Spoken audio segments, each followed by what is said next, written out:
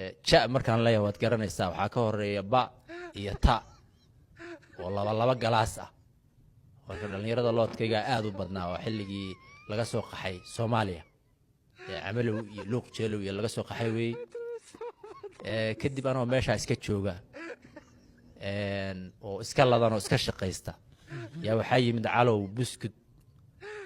xagan dir dhaban nooga iman jiray oo khumush dhaha markaad cunayso xaashi isaga dhan oo aadna u macaan awalad maaha buskud kale oo khumush oo isaga dhan ba xoor moodo ama caan la fadhiisiyo aad u macaanaa baa jiray buskudkaasoo dir dhaba ka yimid baa ganacsigayga galaaftay saan kolba baakad sida jiirkii meel ula gelahayay wadaa cunus ku bilaabay buskudka haye baan sagxadda soo istaagay lacagtii bahal ana wuu ahaa oo diyaaradda keeni jirtay Ethiopian Airlines صديق وكان حقله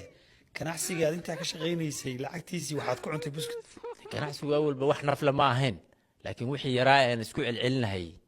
bahalkaasaan u tiirinayaa ilaa hadda markaan ka waan xanaaqa